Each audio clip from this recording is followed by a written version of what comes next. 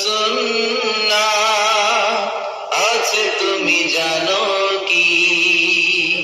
জানলেও জীবনে কখনো তা মানো কি? সুন্নাত নয় শুধু পাগড়ি মাথায় দেয়া, আর সুন্নাত হলো অন্যায় বাধা দেয়া। সুন্নাত নয় শুধু মেষ চড়াতে যাওয়া, আর সুন্নাত হলো রাষ্ট্রনায়ক হওয়া।